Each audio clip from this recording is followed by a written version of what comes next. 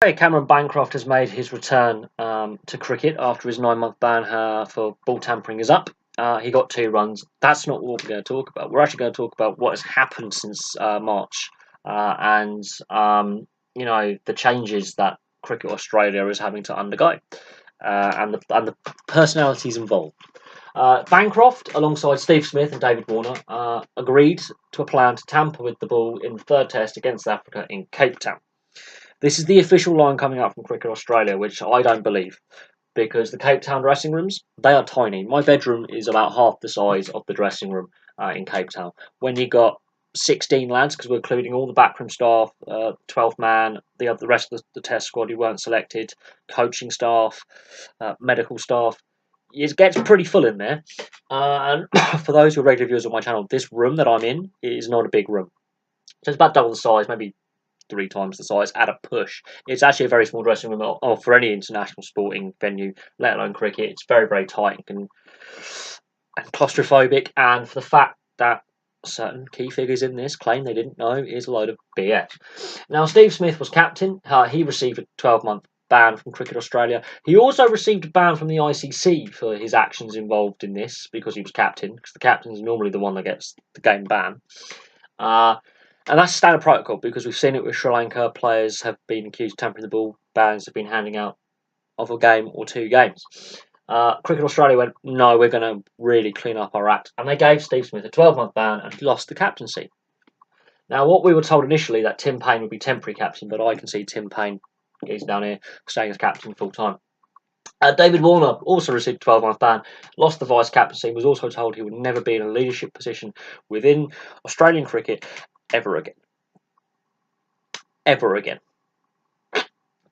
Cameron Bancroft obviously got the 9-month ban, has now returned to play, and Darren Lehmann, the coach, who claimed, and this is the real interesting bit, he claimed he was not aware of the plan until it was already being enacted and they had been caught. I do not believe the official line Cricket Australia is giving out. I think Cricket Australia are trying to protect the rest of that dressing room, because the size of the dressing rooms, it would be impossible not to hatch a plan that other players wouldn't either overhear or know about. That dressing room was too small. Too small. And the bowlers involved will be aware that the ball had... Mitchell Starc, for example, must have thought he was Wasim Akram. The reason why I don't believe the official line coming out from Cricket Australia is Freddie Flintoff appears on a podcast on BBC Radio, alongside Matthew Saeed, who used to be a British table tennis champion, and Robbie Savage, a former Welsh football international and Premier League football player. These are 3 sportsmen in their field who are exceptionally experienced and have been around the game. Robbie Savage, okay, he may not be a cricketer, but he asked the question on the podcast to Freddie Flintoff, can you tell if a ball's been tampered with? Just obviously for the audience, obviously Robbie Savage is a bit more clued up about sport than I am when it comes to ball tampering. Freddie Flintoff straight up said, yeah, you can give me a ball that hasn't been tampered with, that's 25 overs old, plus a ball that has, plus an 80 over ball, whatever condition, and I could tell you which one's been the tampered. Straight up. He also said, we all do it. At some point, there's a little bit of tampering with the ball, but nothing that's so obvious, so blatant, and then the cover-up was so poor. He debunked the Darren Lehmann and his statements straight away, and it was brilliant. They waited several weeks before they decided to do that podcast episode, and Freddie Flintoff destroys the Cricket Australia line that only 3 players were involved. What has since transpired is both Bancroft and Smith have come out and said it was David Warner's plan. Bancroft, in the last couple of days, has made a real important statement to the press. When he was coming back from his ban, obviously earlier in the week, he was interviewed, and Bancroft said he admitted it was David Warner's plan to tamper with the ball in the test. Bancroft felt pressured to help the team because he was new to the dressing room, had only been involved with the test side for a short period, been involved in that Ashes win, for example, over England, the test series before, this time last year, and he felt pressured to help the team, and David Warner was a senior player and chose him to tamper the ball. What I do not understand is why would you get your 3 best batsmen involved in a plan to tamper the ball when you're going to need your 3 best batsmen to dig you out of the hole that they were in. Steve Smith also admitted earlier on in the process that it was David Warner's plan and he failed to stop it when he realised it was being enacted and went along with it uncomfortably, in his words, but he didn't stop it. So weak leadership. This is why Tim Payne, in my eyes, will remain captain. Steve Smith showed himself up to be a weak leader.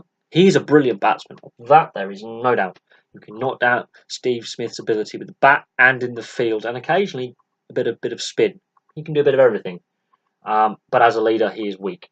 Cameron Bancroft was basically bullied, I would say, into doing what he did by David Warner because he felt, he was inexperienced, he was new to the dressing room, he wanted to impress his teammates, he wanted to help the team. Obviously, the culture in there was players had done this for a long period of time, and he wanted to fit in.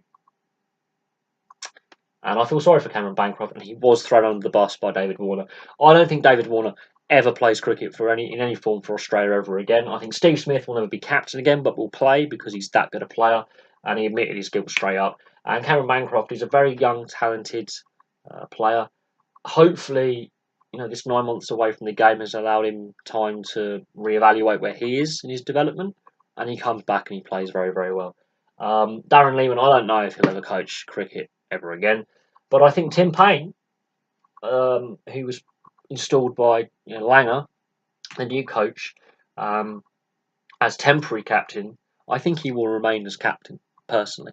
I think Steve Smith has shown many leadership flaws, or lack of, and I think Tim Payne will remain captain in the long term, maybe a bit longer, and they will possibly assess if Steve Smith is right to go back to the captaincy. This was meant to be a temporary captaincy with Tim Payne, but I think it becomes permanent. That's my personal view on it. But there we go. The first of the trio is back playing cricket. We'll have to see if Smith and Warner, what their reception is. I think Steve Smith will get a warmer reception. I think David Warner will definitely get a cold reception.